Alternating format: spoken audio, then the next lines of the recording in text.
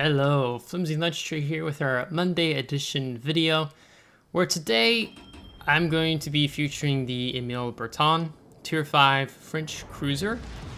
Some of you who are subscribed or see the community post I made, I talked about this battle where I've uploaded a screenshot from this game. When you see where we were at in that point in the battle, it's a 3 versus 8. And we are 600 points behind with I think roughly 7 minutes on the clock. And I posed the question of, do you think it's possible to make a comeback in this situation? I already just did a commentary on this video, but I used the wrong microphone. I used the one through my headsets, which is a very poor quality rather than the HyperX Quadcast microphone I have. So I'm having to record this entire battle again. Haven't pulled that one in a long time, so another 20 minutes dedicated for this video. So I'm divisioned up with Sergeant Murder and Doombeagle. Sergeant Murder is wanting to grind up the Swedish European destroyer line, so he's in the Visby. I myself have begun working on the Tier 5, well, I'm actually Tier 6 Italian cruiser now. But then also myself wanting to grind this Tier 5 Émile Bertin. Of course, with as much free XP I have, I could simply just free XP up the line, but I much rather play the ships to better understand them, and it gives me a good reason for playing Tier 5, because I like dropping down to the low tiers, mid tiers, to get away from all the gimmicks in the game. So let's talk about this ship for a few moments. So the Émile Bertin is a French cruiser. Kind of what the French have going for them is their chances of setting targets on fire, their speed, they have torpedoes, and their A is okay, but it mostly revolves around the speed of the ships, I would say, and the guns, and your rudder shift time. The Émile Bertin at Tier 5, if this is still true, is the fastest Tier 5 cruiser in the game right now. And this is of update 11.4, unless there's some other ship Wargaming recently introduced that beats the Émile Bertin. But the fact that you have such a fast cruiser at Tier 5 means you can get across these smaller maps here at the mid tiers much quicker than you can with other cruisers in the game, you know, like an Omaha, or just in general other Tier 5 cruisers. So we have, I think it would look like a roughly 12-second reload time. We have these 6-kilometer torpedoes, a rack on each side. We have good HE, a good AP. You can see at the longer distances there's quite an arc to these HE salvo. It's not a high arc, but it's notable. You have the depth charge airstrike. You have a standard damage control party for Tier 5 cruiser and fighters, and we even have the hydroacoustic search, which is actually pretty nice. So we're already down to 9 versus 12. Our team is having a very difficult time with the delta cap. So I keep looking over my shoulder because I have a feeling I'm going to have to intercede because this flank seems to be falling apart rather quickly. So we set a fire as we turn to engage with this enemy destroyer that's pushing up here. We're going to have the Minakaze, and then there's also going to be the Nicholas are going to be over here that we are going to have to deal with. So I'm looking to see the ships in the background there. Are they targeting me? I have priority target. At Tier 5, you really need to be able to have priority target on your Tier 5 cruiser because you're basically a big floating citadel. One of the weaknesses with Émile Bertin is that she's relatively unarmored. So that can definitely play against you. So you really have to be mindful of trying to not get caught right out. So we have the Nicholas is moving up, and so we're going to be focused on him. And we have Wyoming over here, so these destroyers, Nicholas has a pretty short torpedo range. It's like maybe you can get up to 5.5. So if he closes the distance on this Wyoming, he will be able to pick him off most likely. So we want to be able to finish him off here so that our Wyoming player lives. As we lose, oh no, we killed, Mitsuki killed the tier 4 battleship. So his engine's busted. It looks like he just repaired, so he's gonna be picking up speed again. So we're gonna lead him a little bit more, and that should be picking up the kill there. This Wyoming player, for some reason, decided he should get closer to these destroyers. He turned around back into them. Don't ask me why. It was a very bad decision. So I'm gonna have to try to help him out here. He's almost dead. He's on fire, but the Wyoming is going to get the kill. But we want to pop our hydroacoustic search because there could be torps from the Minakaze. He has slightly longer torpedo range than the Nicholas does, so the Wyoming is not out of the woods yet, and in fact, he has eaten torpedoes. So we're going to check over our shoulder and make sure there's no other torpedoes coming through that we have to worry about. In the meantime, we've lost Sergeant Murder, and that's just bringing us down to 6 versus 9 at the moment. The enemy team is taking some pot shots at us from across the map, so we need to pick up a little bit of distance here and keep in mind where this CV is flying his planes. So we're going to be focusing on this tier 4 cruiser, this Svetlana. We need to be able to focus him out. He's the primary threat right now. Our Langley looks like he's just reversing. He's up on the 8 line. So things are not looking good, of course, at all at this point.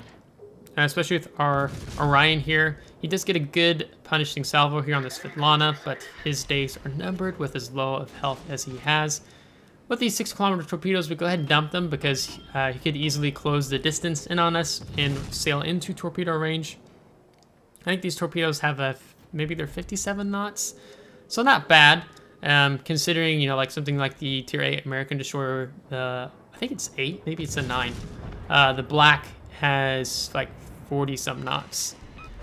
So now we are 4 versus 9. Things are not looking so good right here. But we're going to keep pecking away at the Svetlana.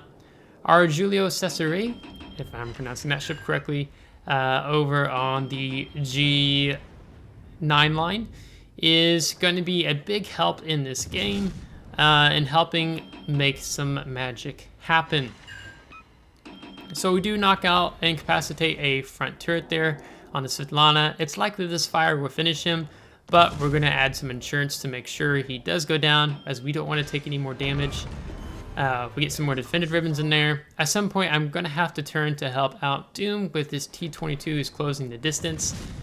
For now, I would like to try to get maybe some damage here on this Omaha.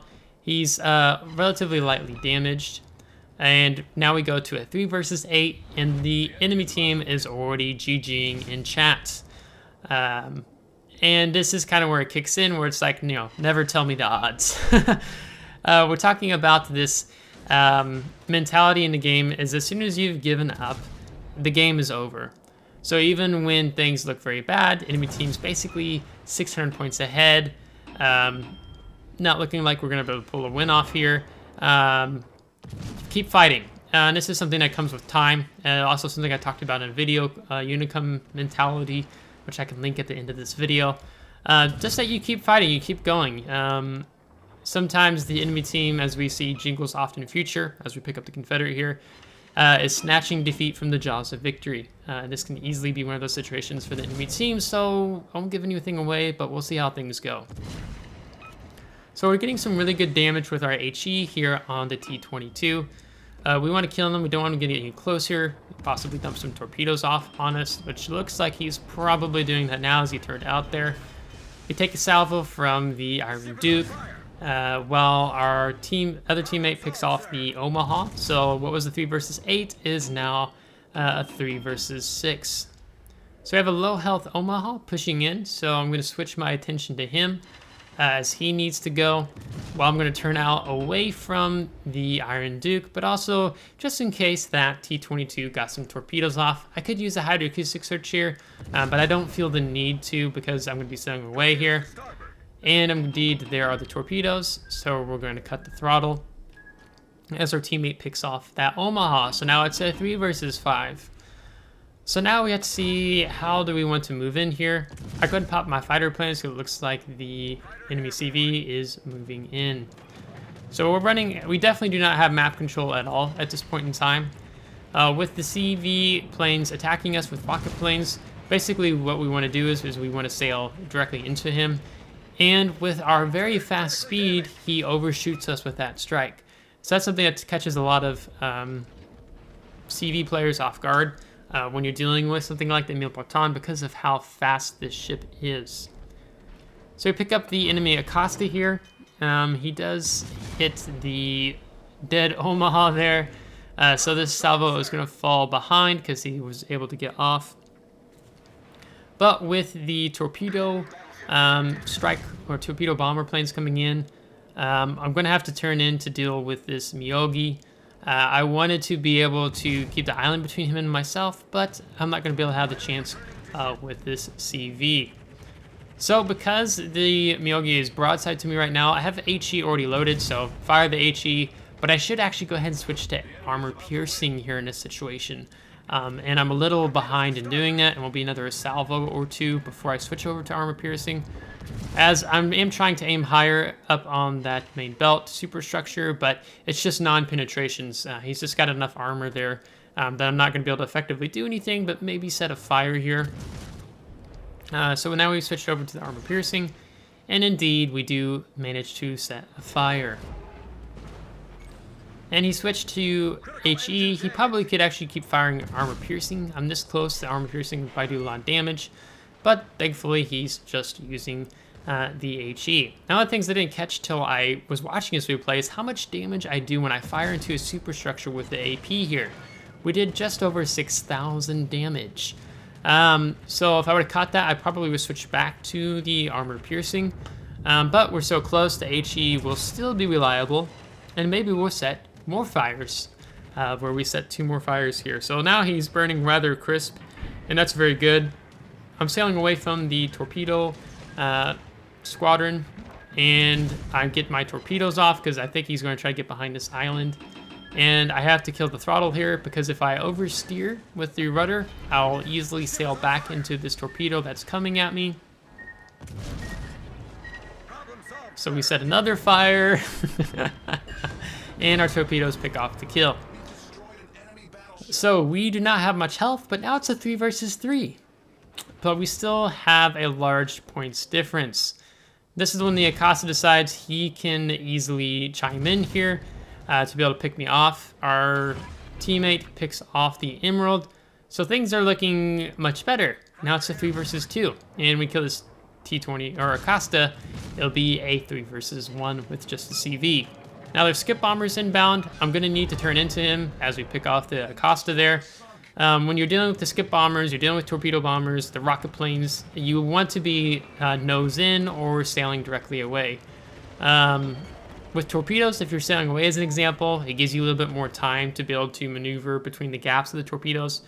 But with rocket planes and skip bombers, generally I like to be able to sail directly into them because we need caps now in this situation. The enemy team's going to be taking up a lot of caps. So Doom is sailing towards Charlie Cap, and then he's going to pick up the Alpha Cap. I'm sailing towards the Delta Cap, and then we'll try to deal with that CV, who's somewhere, I think he's somewhere around the Bravo Cap, because it doesn't seem like his planes have that much of a length and time between his attacks. So I think he could even be behind some of those islands there. So we're going to nose into this. One of the things I could have done a little bit better here is I could have been a little more angled and then kind of drifted out of the way. We took 710 damage there. So there will be a time where up here where I'll show you. So rather than just completely nose diving directly into rocket planes, if you kind of come at an angle, so to speak, then you can often use your rudder shift and your speed, in which we get a lot of speed here. You can see, 36 knots in climbing. You can kind of drift out of the attack area from rocket planes as an example here. We're going to keep prioritizing our A sector. We have no more fighters left. There we took a very tiny bit of damage. I didn't catch how much, but because of our speed, he keeps kind of overshooting us to an extent. Some of the salvos have missed, and some he's just done very slight damage to us. So you can see me pinging on the mini-map and figuring that the enemy CV is right there. We saw the planes disappear in that area, and then his new squadron came just directly from behind that island. He's coming back with skip bombers, so we're going to need to sail into them and hopefully not take any damage here. And we just barely dodged that. Now I do cut the throttle and turn back in because I would like to spot and see where this enemy CV is. Doom is sailing around. He has the potential to be able to deliver the killing salvo here on an enemy carrier.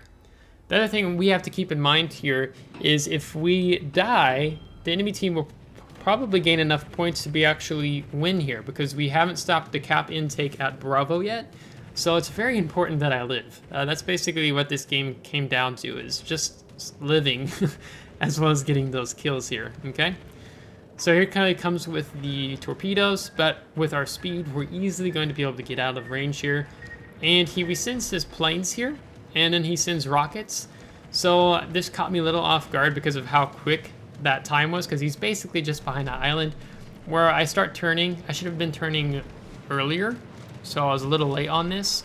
So we're going to take a bit more damage there, where now we're just underneath 500 health. You can barely see any health pool remaining on our ship on the bottom left-hand corner of the screen. So here he comes with rockets again.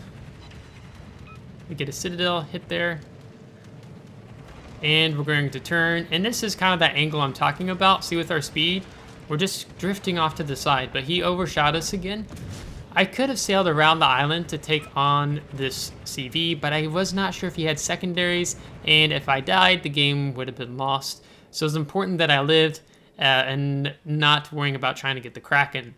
So we're going to do over 100,000 damage, 600,000 plus credits, 13 defended, 4 destroyed, 12 set on fires. So definitely a little fire starter here with this tier 5 cruiser. Picking up General Offensive, Strike Team, Confederate, and High Caliber. So we're going to go ahead and turn over to the team score.